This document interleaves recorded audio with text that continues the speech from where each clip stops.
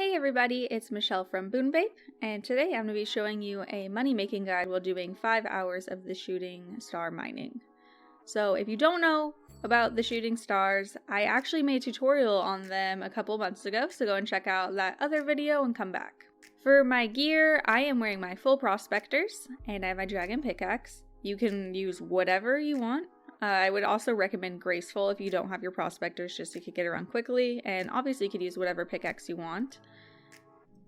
So I've been doing the shooting stars for the past few days. I'm trying to get my mining up from 79 to at least 80, hopefully higher. So the way that I used to prefer to do the shooting stars is I would join the Star Miners chat channel.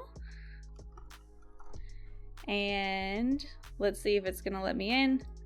Nope. So unfortunately it is full like a lot of the time. There's always 100 people in it. It's only like whenever people are switching worlds that you could really join.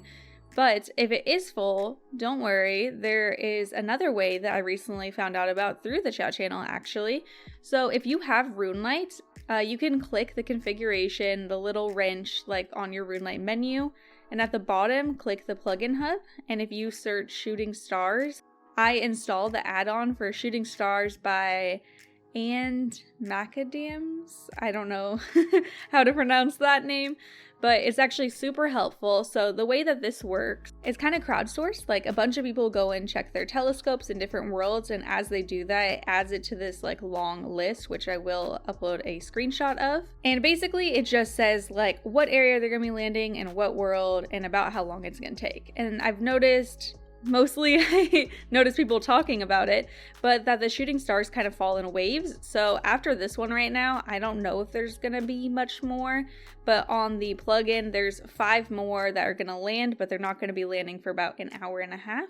I have one other world that used to be on the list from the plugin that I'm gonna go check out, but I don't think it's likely that's still there. It's probably already depleted. But yeah, I would definitely add that plugin if you are interested in the shooting stars. It saves so much time because before I would just try to join this channel over and over again and it was always full. So this makes it so much easier. In your inventory as well, I usually bring like teleports to get around everywhere in the area I need to be. But I already knew that this was here. I had scouted this out before starting the video and just came back for the start of the video. So the way that I'm going to be making money in this is through the Stardust. If you don't know, you could use the Stardust and go to Falador and exchange it for like prizes basically. So the mining guild is right over here.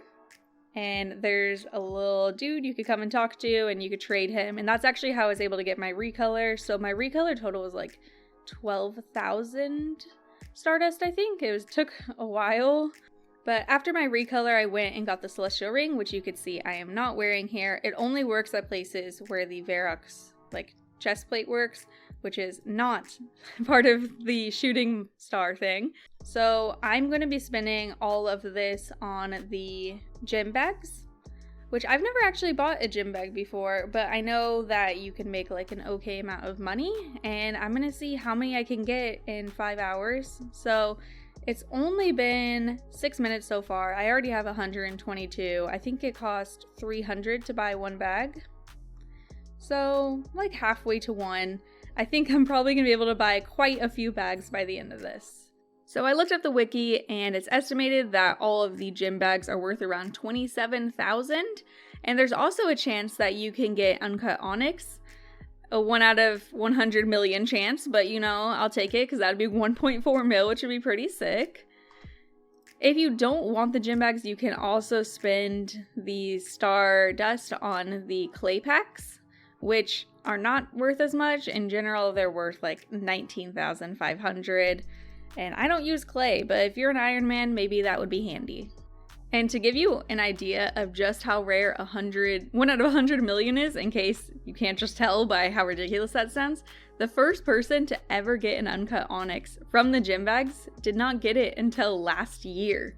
And you can also see I got a beginner clue scroll while mining. You'll be getting like quite a few beginner easy ones if you keep doing them. I just like doing clue scrolls, so in between when like the waves, when the stars are falling, I just go and do clue scrolls and other stuff. But I will not be including that in my per hour profit Alright, so that is 5 hours of star mining done, and as you can see I've gotten 7,293 Stardust, which equals out to 1,458 per hour, which is actually a little bit more than I thought it was going to be, so that's pretty nice. And each of these bags is going to be 300, so let's buy a bunch of them. Cool, so with all of my gold I was able to get 24 bags of gems. This isn't all going to fit in one inventory, so I'm going to move it over to the bank and continue there. Alright, and let's start empty these out. Alright, so I cleared out some inventory space, and let's begin to open up these bags.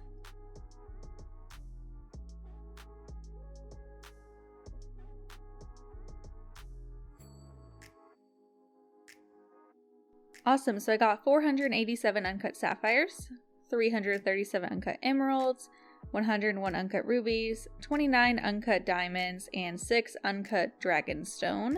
Let's check out how much this is worth. Wow, that is more than I thought. So total I made 648,918 gold, which if you average that out, that is equal to 109,783 gold per hour. Obviously not the best method for making money, but making money and kind of having fun looking for stars and mining all together, would definitely recommend this. One other thing before I leave, I wanted to share a little life hack that I kind of noticed myself. As I mentioned in the beginning of the video, you can get the shooting stars plugin. And with that, I found it was easiest to go and take screenshots right before everything falls, or write notes saying where everything falls in which world, because that way you spend the entire 2 hours of the wave knowing where stars are. So the technique that I was using was basically just sorting them by location, and then usually I would just stay in 2 zones for the entire 2 hours, and by the time I was all done, new stars were falling. So just go from world to world per location, and it makes everything a lot easier. And I was just sharing with everyone in the Star Miners CC too, so I think everyone appreciated that as well. Let me know if you like this video by liking it and subscribing. Leave me any comments with suggestions, or talk about how much you like star mining as well. I hope that this made some of you guys want to go do it more. If you did not like this video, leave me a comment explaining why so I could do better in the future. We read all of our comments. Be sure to check out me and Rob's podcast, which is called BuneBape. You can find it on our YouTube channel or on Anchor or Spotify. And yeah, thank you all for watching, and I'll catch you next time. Bye! So I checked, and according to estimates... the treadmill. Treadmill. So I looked up on... Oh my god! I became a demon.